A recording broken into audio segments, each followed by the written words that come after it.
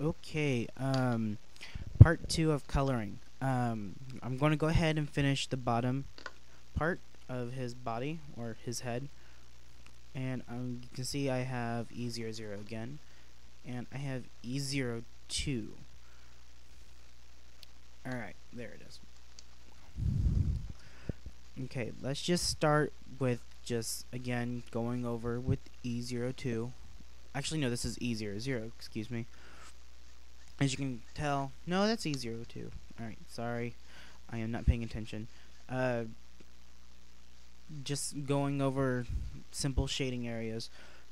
Again, pretty much like the face, I'm going to apply the E02, the darker form of E00, and go over it with E00. Yeah. I know that might sound a little bit confusing. But you work from, you go from base coat to, which in this case is E00, to the harder shadow, to a hard shadow, which is E02, and then you have to gradiate with your base coat again. That way it's all on the same page and it doesn't look too hard. Unless you like that hard anime style, then then what you would do is you would skip from E00 to E02 without shading with E00 again. Again, that might sound all complicated, but it's called the wet/dry effect.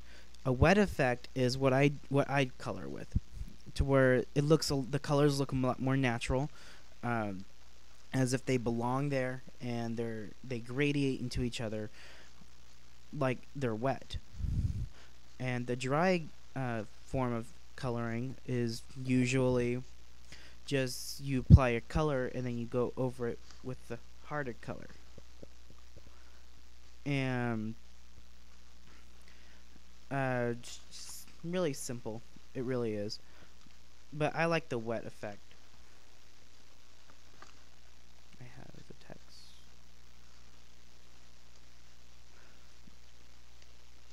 Now, I think that looks good enough. Now, what I'm going to show you here is just again with the hard shading. Let's do that.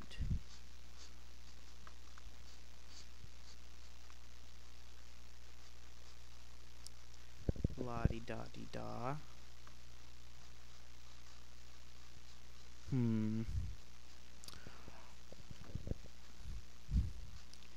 This might be a little bit boring. This is the boring part of the video. So, yeah, bear with me. Alright. Now, I'm done with the neck. Now, you see the blood right here? I have three choices of colors: R27, RV29, and R29. You can't tell really much the color difference, but I can. And that I call that my marker palette. Whenever working with markers, you want to have an example of what the color would look like. And so you use the same type of board, and that it's a matte board I use, and I figure out how do the colors work. And so there are my three colors I'm going to use. I decided I'm going to use R27 for a base, R29 for a hard shadow, and I think it's R39, I don't remember, for the hard shadow, the darkest shadow. So this is how it's going to work. Now, using the brush tip, I lightly, very slowly though, try to stay in the lines. The thing you learned in preschool about coloring in between the lines, it applies here. Now, I'm leaving some white spots open to give some natural lighting effect. And we do the same thing over here. You know what? I'm going to move the camera. Probably the resolution's probably really bad at this angle. But you can see that I'm going to add a very small little dot there. And get this other one. Hold on. Probably can't see it. Nope, can't see it. But there, just like that. And ta-da. That's the base coat. And you can and from here you can probably see the white dots. Now I'm going to add R29. and it's going to be a little shading. Blood is actually a rather simple effect to achieve.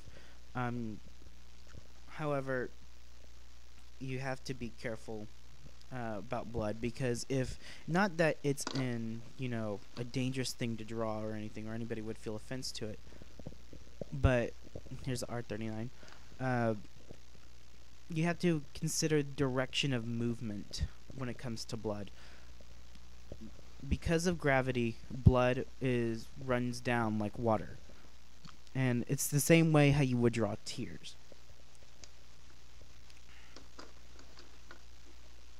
Okay, I think that's good for the blood.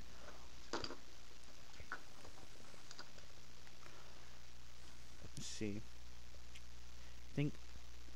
Alright, I'm gonna work on the eyes next. This is G00. This is Jade Green. I may make his eyes green because green eyes are cool. Now, just simple. Right over it. Now, normally there's a white spot, a eye shine in a picture, but I do have eye shine techniques, but I don't apply it with marker. I just use a white ink or paint, which there will be another video on making touch-ups with white paint and show you some techniques. Alright, this is G05. G05 is just a darker shade of green. And I'll go over the top parts. And I'm going to use G00 to blend them in. Same technique, same exact technique when it comes to working with the skin. Now, gotta remember, eyes are very important in manga, in anime, actually in art in general. Eyes define emotion, right?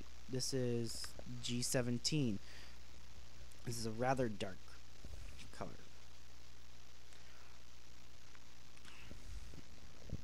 Just keep in mind, though, that you don't want to go too much. That's why you don't want to do too much color in one simple thing. Now, I'm going to add BG09. BG09 is blue-green. This is to highlight it, to give the eye a natural looking highlight. And it makes it look nicer. Even though it's barely seen, the small details do really matter. Okay, there's the eye. Alright. This is pale pink. This is just going to be for the open mouth.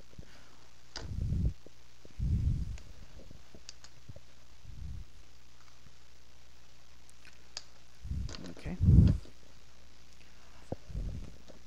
I really don't worry too much about the mouth.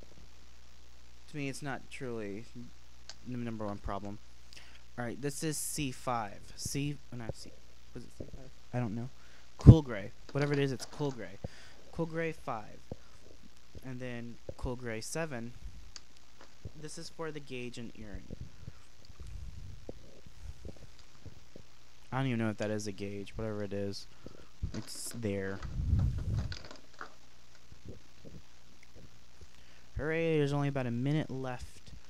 Alright, this is E21. I love this color. E21's a really nice tan color. E21 is good whenever you want to create the dirty blonde hair color, or it's really good as a base tone to brown. I also use it for skin tones sometimes. E21 happens probably one of my favorite colors in the whole Copic Chow set. It's really useful for many things. Now, I'm going to make this quick because I am short on time. So, the hair will look better, I guarantee. But this is a nice, good color to start with.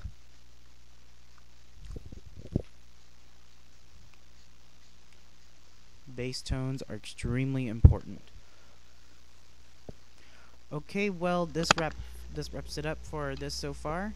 And I'll see you next video. We'll finish coloring this baby up. Okay, y'all have a good day. Stay tuned.